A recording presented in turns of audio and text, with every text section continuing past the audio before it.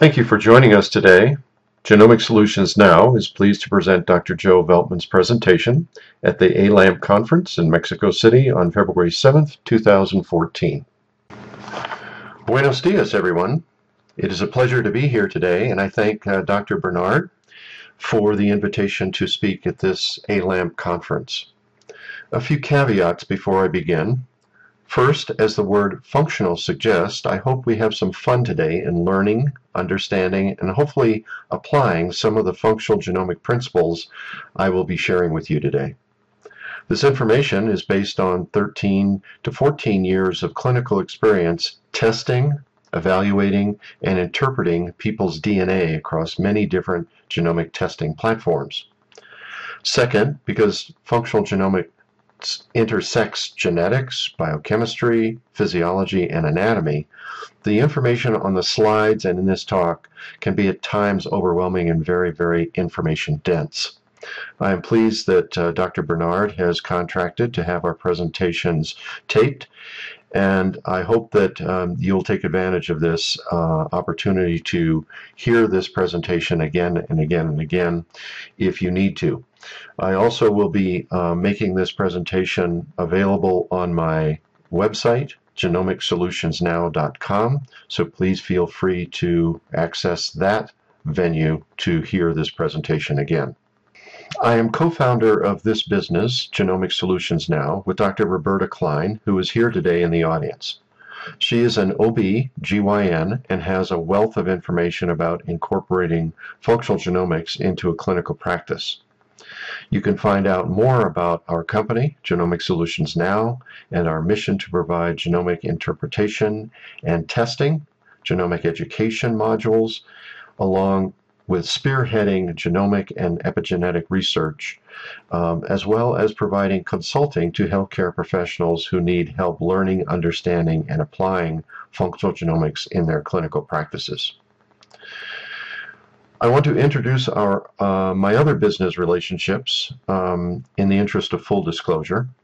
I am Chief Science Officer of the Estrogen Gene Test Company, or EGT. You'll be hearing more about EGT later in this presentation. EGT is a genomic test commercially available to healthcare professionals to evaluate and mitigate a woman's risks for ER-positive breast cancer based on her exposure to estrogens. And lastly, I am founder of the Genesis Center for Integrative Medicine, where for the past 25 years I have been doing nutritional medicine, integrative medicine, and functional medicine, along with genomic medicine, in the prevention and treatment of chronic diseases, including cancer, with people worldwide.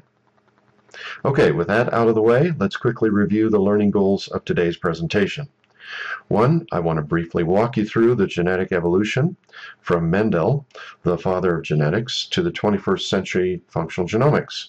Second, I will spend a considerable amount of time walking you through 4 examples of functional genomics and how this new technology can benefit patients with osteoporosis, heart disease, estrogen exposure, and ER-positive breast cancer, and diabetes and blood sugar dysregulation. And finally, I'll summarize how functional genomics fits nicely with personalized medicine, giving you additional resources and contact information. Compared to the other fields of medicine, such as physiology and anatomy, which date back to the Greeks, Roman, and Egyptians, it's only been about 300 years since the 1800s, with the work of Darwin, Mendel, and Fleming, we started uncovering the molecular significance of evolution, the material in the nucleus of cells called chromosomes, and how inherited traits are passed from one generation to another. That is, in a sense, genes.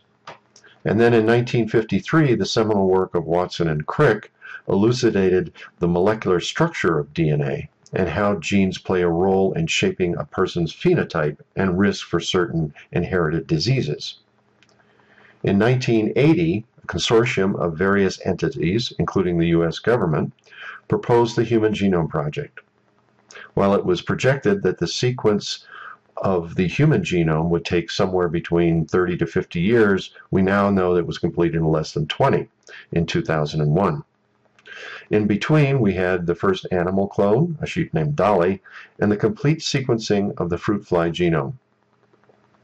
Less than 12 years ago, as predictive genomic testing became available to clinicians around the world, I was one of the first to recognize its importance, and so immediately started testing my patients. The case histories I'll be sharing with you today are part of that genomic record. We certainly have come a long way in a relatively short period of time. I look forward to seeing what we can accomplish in the next 20 years. In the 20th century, epidemiology studies in human medicine tried to find universal themes across ethnic lines, genders, and ages, which has given us today the one-size-fits-all approach. Individual differences, in statistics we might call these outliers, or biochemical individuality as Roger Williams in 1956 coined, are not included in this equation to find universal truths about human biochemistry, metabolism, and physiology. Personalized medicine, on the other hand, does recognize individual differences based on the uniqueness of a person's genotype, and medical decisions, practices, and products are tailored to the individual patient. Functional genomics is an integral part of personalized medicine. Functional genomics screens a carefully selected group of genetic variants to get a glimpse into a person's health future. It can reduce the potential risk of a disease process without waiting for the signs and symptoms to appear. It can empower a patient to take personal responsibility, and the healthcare professional that uses functional genomics can eliminate the guesswork associated with medications, lifestyle choices, diet, and nutritional and herbal supplements that might be appropriate for that individual. Furthermore, functional genomics affirms a person's biochemical individuality. No more one size fits all. Steve Long from General Genetics talked about single nucleotide polymorphisms. These are genetic variants that exist in the human genome and guarantee our individual differences. I will not be spending a lot of time discussing single nucleotide polymorphisms because Steve did such a fantastic job. However, I like this slide because it clearly illustrates the difference between a normal DNA sequence with the 4 nucleotides A, C, T, and G paired up with its respective base pair, and another where there is a mistake that has been made during probably cell division, and instead of a guanine being paired with cytosine, the nucleotides are replaced with thymine and adenosine. How this might impact a person's biological condition and health is illustrated in this next slide. Look at the gene from person 1. When 3 nucleotides are strung together, it's called a codon, much like 3 notes played together in music, which is called a chord. GCA codes for the amino acid alanine. AGA codes for the amino acid arginine. GAT codes for the amino acid aspartate, and so on, ultimately forming an enzymatic protein, a membrane receptor protein, or a skeletal protein. In the second example, guanine was substituted for adenosine in the first codon compared to individual 1, but the polymorphism did not change the amino acid sequence. In the third example, however, in the second codon, adenosine was substituted for guanine, resulting in lysine versus arginine in the amino acid sequence.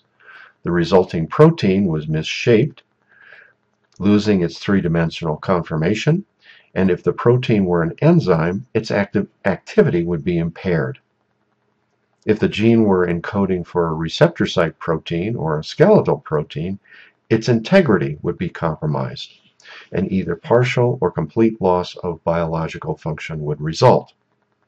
There are an estimated 20,000 to 30,000 SNPs in the human DNA, some of which are extremely important to biological functions, others not so much.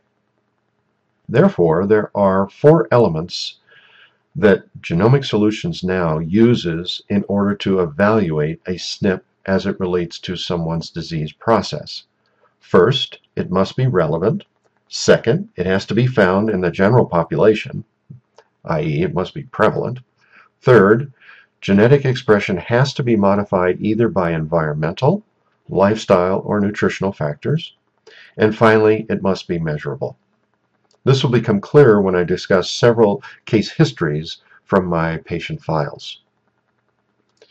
Nutrients are effective modulators of gene expression by either upregulating or downregulating translation of messenger RNA to protein via cell signaling or post-translation on a protein or DNA in the case of epigenetics. An example of this might be the glycation of erythropoietin caused by the lack of antioxidants in diabetics, or one or more SNPs in the folic acid metabolism pathway, which can decrease methylation of promoter genes of DNA, resulting in a marked phenotypic change. And this process is called epigenetics. This concludes part 1 of Dr. Veltmann's presentation at the ALAMP Conference. Please join us for part 2.